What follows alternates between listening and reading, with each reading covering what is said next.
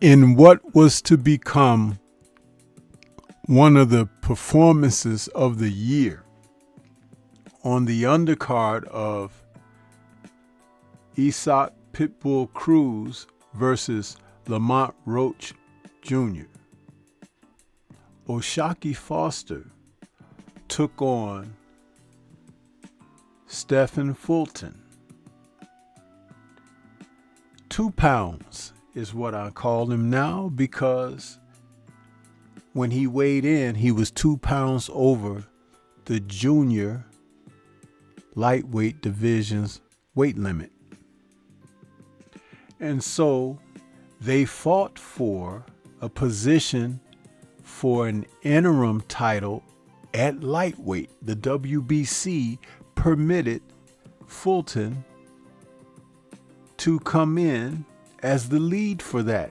Now, Foster's title at junior lightweight was not on the line for Fulton to win because he missed weight, being 2 pounds over, after being given 3 attempts to try to make the weight properly. But the fight went on thanks to WBC Chairman and CEO Mauricio Suleiman. You know, you've heard his name a few times over this past week. But let's talk about the fight. Scheduled for 12 rounds, these 2 men, who are considered the sport's premium boxers, but Foster, who's had a tougher road and has had opposition both from the promotional standpoint, marketing standpoint, and even facing opposition in the ring, that standpoint, he hasn't been given the opportunity to really flourish and shine. So this was a chance for O'Shaquie to break out. And Fulton approached this fight as cavalier as one may, because he felt obligated to be a recipient of another title in another weight class. But he had O'Shaquie all twisted, because Foster came out on this particular night and performed so well that Fulton didn't win a single round. We're talking about utter pure dominance by O'Shaquie Foster. His performance was so great, it reminded me of his first fight when he went in against Roberson Consequao in a match where the judges saw fit to rob him of a decision, a split decision in July of 2024. He avenged the loss that following November with a split decision victory. But the first fight saw Consequao not able to really land clean shots on Oshaki at all. Now, 2 pounds came into this fight after a February rematch against Brandon Figueroa, where he won a unanimous decision. Their first fight from November of 2021 saw him win a majority decision in a fight that some people really felt that Figueroa had won that bout. But it was his July of 2023 match in Japan against Naoya Inoue that brought the first loss to his record. I had said that he shouldn't go over to Japan and let the monster hit him, because the monster punches very well and has a KO record over there, but also they wrap the hands a bit different than what they do in the western part of the world. Now, the tale of the tape between these two men saw Oshaki being 2.5 inches taller at 5'8", with a 72-inch reach over 2 pounds, 70.5-inch reach. Oshaki was the elder at 32 by 1 year.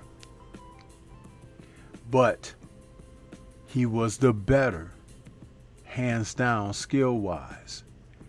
From the opening bell, he took to the fight and established ring generalship by drawing a line in the sand and making certain that Fulton was at the end of his established jab and any following punches.